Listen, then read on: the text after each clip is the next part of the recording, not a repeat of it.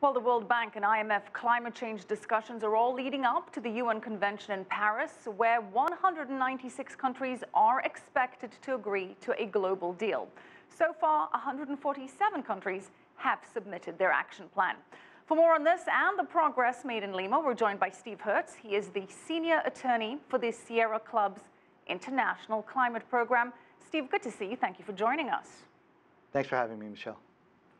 Steve, the IMF is calling for a carbon tax at the meetings in Lima. Christine Lagarde says countries need to tax carbon dioxide emissions to help finance struggling governments. What is your view? Do you see that actually happening? Sure, it's not only feasible for countries to put a price on carbon, it's actually happening. As you know, just a couple weeks ago, President Xi announced that China would take its pilot programs and scale them up to a national program that would put a price on carbon across the big industrial sectors. I'm in San Francisco. Here in California, we have a price on carbon as well.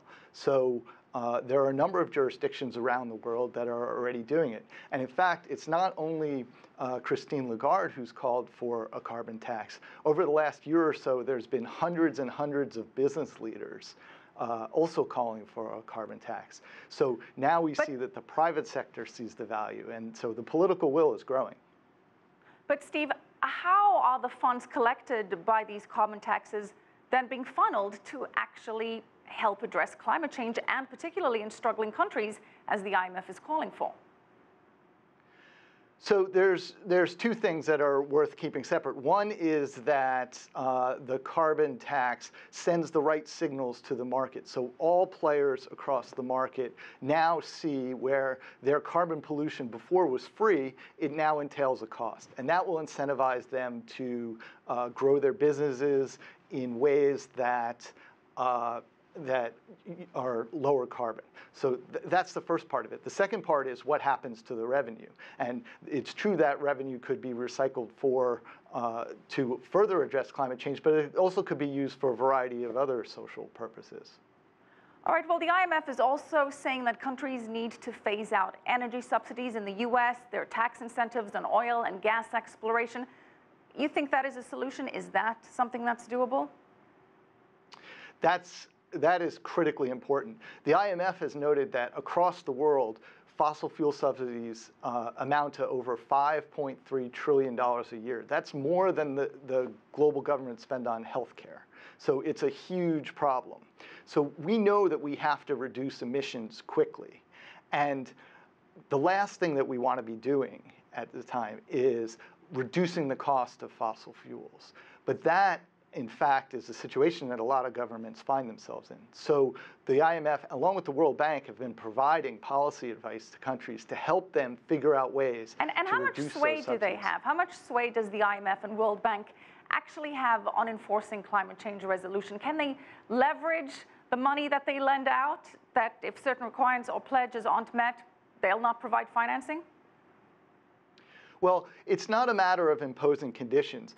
We know that climate-smart policies and climate-smart actions are in the interests of developing countries to take. What's really important for the World Bank and the IMF to do is ensure that the money they provide is used in climate-smart ways. So that means that it's used in ways that help countries reduce their emissions and to strengthen their ability to withstand the impacts of a changing climate.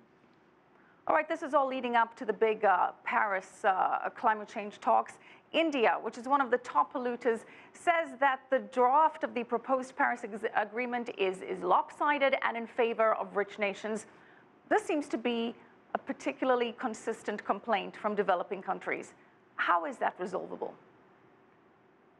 Oh, I think it's resolvable. What we've seen over the last year or so of negotiations at the UNFCCC is actually a convergence among countries on some of the critical issues. So in fact, when President Xi was in Washington meeting with President Obama, they announced a common vision for the outcome of the negotiations in Paris. So China and the US are in pretty strong alignment on what the final agreement should look like. And I think that that's true of the majority of developing countries as well.